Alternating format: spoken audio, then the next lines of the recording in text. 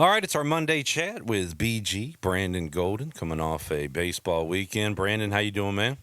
I'm good. How about yourself? Hey, doing great, and hopefully brighter and greater days ahead for the Pirates. Coming off a rough week, got beat by NC State again, and then, man, bounced back strong Friday night with a win over Memphis, but dropped Saturday and Sunday, and kind of a shame too, Brandon, because when you look at the standings right now, East Carolina alone in second place, and a couple of wins could have been right there in first. But Right. with the new conference tournament format, if you're one or two, you're in pretty good shape. So they still got that out there, and still a lot to play for, but a Yeah. disappointing weekend nonetheless. Yeah, I mean, it's tough. I mean, the expectations are for always for us to go in there and win a series and kind of potentially sweep whoever we're playing. But yeah, I mean, the guys are playing well, and they like to your point, Clip. We're still in the hunt. We still have a chance to do what we want to do, which is play postseason baseball and have that be the focus right now. I like the move. We talk about it more with basketball, I feel like, with the teams that are at the top of the regular season getting a nice little move into the semifinals or finals of the conference tournament. The 1 and 2 seed will get a couple of buys in the baseball tournament. Do you like that, Brandon? Kind of rewarding regular season success, and I guess conference commissioners want their best teams in the postseason, and this is a good way to get that done. Yeah, 100%. I mean, I think it's again we've kind of talked about like just understanding how challenging it is to win college baseball games, and again, whenever you can do that, you should definitely be rewarded. So hopefully, we'll be able to stay in the top two spots there and kind of see that coming for us. Pirates got Rice coming up this weekend. We'll try to figure out a way to beat those damn Camels next week, Brandon. That has been a bugaboo for ECU, and then Yeah, they'll close out the regular season. But as we play out the string here, the final game, man, it is a grind, right? Once you get into this point in the season, you got a yep. lot of guys. If you ask if they're healthy, they'll say yeah. But everybody going on what 70, 80% right now. Yeah, I mean somewhere in there. I mean, that's why Cliff talks about it all the time. That's why we train the guys as hard as we do and do everything that we do so they're ready for this. The good thing, Cliff, is school's about to be out if they're not done already, and they can focus on baseball and they can do what they need to do and take care of their bodies and be ready to go. Because yeah, we got Rice, Campbell, and then go down to Boca Raton and let it eat down there in Clearwater. Brandon Golden joining us. This is not a repeat. This is live. Another Chase Burns awesome outing, and his team loses 1-0. I did have Uh, the no run first inning, so shout out to Chase and the Reds for that. But man, losing 1-0 is part of the game, but got to be yeah. frustrating to those starting pitchers, Brandon. Yeah, I'm sure it is. Like Gavin, we talked to Gavin last year about like just dealing with run support and stuff like Yeah. that. And it's just, there's so many guys that, for whatever reason, at times it's a struggle. But again, 162 regular season games, and I think the biggest thing is he's pitching well and he's doing some pretty special things right now. So that's a really positive. And it does work both ways. Gav got touched up 2 or 3 starts ago and got the run support, and he got the win. And Yeah, long ways to go, BG. But if you made an all-star team right now, Gavin Williams will be on it. He's been awesome this year. 1,000,000%. Yeah, he's been special. Anything? I guess it's nothing different. Just kind of a carryover from last year. But we see these guys grow, and good God, on the mound, he looks bigger than he always Yeah, has. He's definitely got that hulking presence on the mound. But anything yeah. you've noticed from him this year, Brandon, Gavin? Yeah, I think just I think Vogt talked about it the other day, like just being able to for hitters in the big leagues have to cover that amount of plate for the fastball.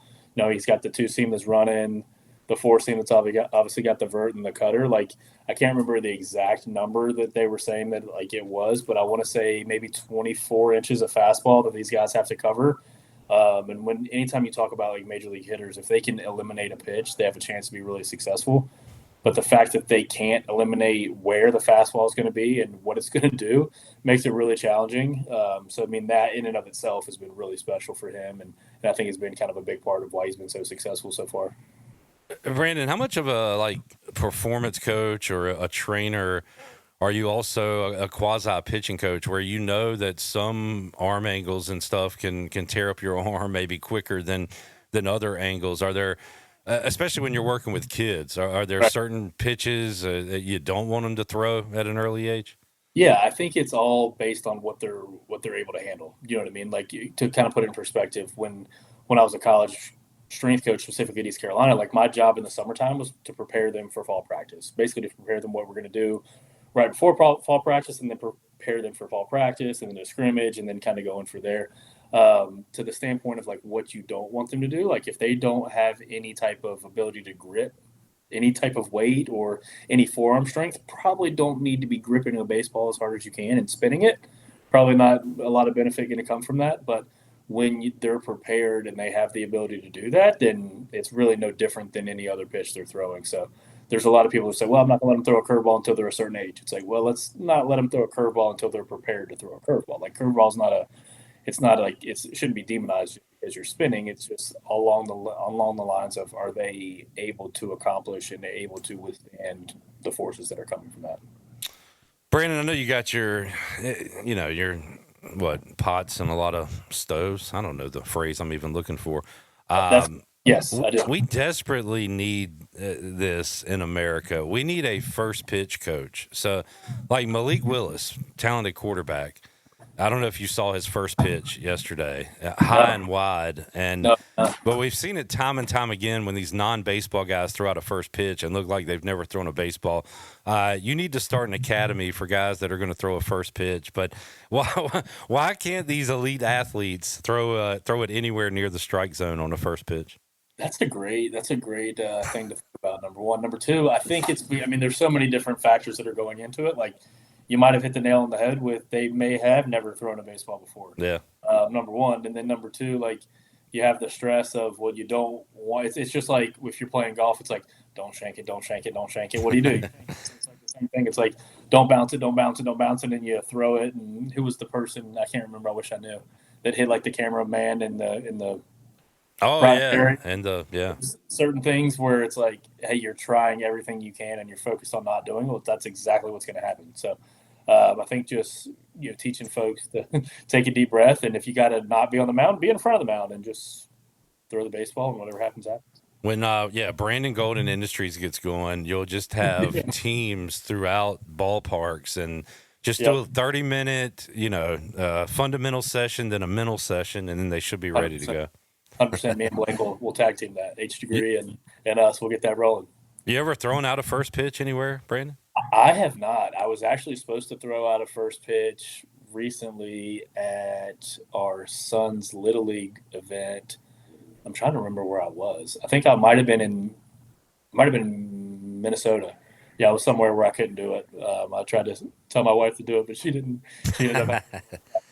If you were to do that Little League, I guess, is there a Little League catcher back there? Are you throwing gas? Or are you just trying to throw a strike? What's your plan there? I think again, just trying to not look silly. It's like if I'm going up there to throw a first pitch and I'm teaching guys how to throw a baseball or teaching guys how to train for that, it's like, all right, I better go up there and just try to hit the glove and try to just keep it simple.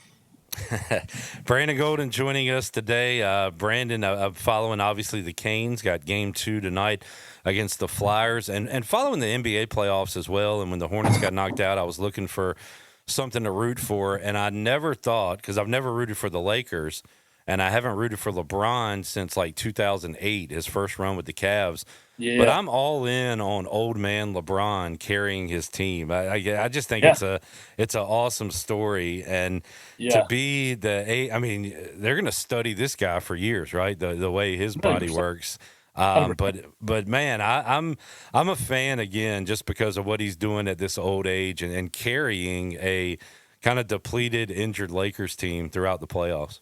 Yeah, 100%. And it's people have been joking with him about his legs and stuff like that. Like, is he going to be in the dunk contest? It's like, hey, he's been prepared and he's still ready to go. So to your point, it'll be fun to see kind of as he gets towards the latter part of his career, kind of what happens and again what comes out about what he's done to be successful. And as a dad, throwing an alley-oop to your son in a playoff game, that's something that'll never happen again. You remember probably the Griffies back in the day, right, Brandon? But the father-son thing, that's never going to be repeated again. Yeah, I think that's a safe bet. And then Canes, fired up for Canes game 2 tonight, handled the Flyers in game 1 at 3-0. And I know you said you've got some buddies or some I guess guys in the industry on the team. So are you following the Hurricanes as well? Yeah. Like I said, one of my buddies is the director of strength and conditioning there, so I'll definitely be watching tonight whenever I get to the house. You gonna try to get to a game? That's I've been to one playoff game, I would Canes game, and it changed my life. It was I would awesome. love to. I would love to. I got to check my schedule and talk with the boss lady and see what we got going on. There we go. Brandon Golden joining us. Brandon, what else you got going on these days? I know you, like I said, you got a lot of wearing a Yeah, lot of hats, right? yeah, we got a lot going on, man. We got a lot of stuff going for the Vantage Baseball Academy. We have our open house and kind of meeting with everybody on Wednesday, so that's going really well. Clip, we've got a lot of interest in that, and Good. gonna have our kids doing school upstairs here at the lab. We had a lot of furniture moved in today, and yeah, just getting ready to allow families to live life the way they want to and do schooling the way they want to and still develop at a high level, and yeah, not necessarily be tied down to one way of thinking. And yeah, it should be a lot of fun. And what's on your football calendar for 2026? I know you went up and met with the Vikings. Also, you work with the school here in North Yep. Carolina, right? Yeah, North Carolina A&T. So with the Yeah. Vikings, I'll be doing stuff with them virtually and probably head back out potentially in August, just depending Awesome. on kind of how their schedule lines up. But yeah, one of my good friends I went to grad school with is their sports scientist. So we'll definitely be keeping tabs on, how the guys are moving, and we'll kind of be collaborating on some of those things throughout the fall, which is going to be super fun, man. That's going to be super exciting. And then North Carolina A&T is right here in our backyard, and we were at practice right before they finished spring practice a couple weeks ago, and we'll be with them and kind of getting cranked up here for the summer and camp and ready to rock and roll. When the sports science guy came on Sports Center back in the day, I probably turned that off and went and played outside or something. Were you the Yeah, guy that was your favorite segment of yeah, I Sports Center? loved it. Yeah, oh man, this is so sick. This is awesome. Hey, and here you are. It paid Yeah, off for you. that's, BG, enjoyed it, man. Have a good week. We'll check in with you again next Monday, man. yes, sir. Talk to you later.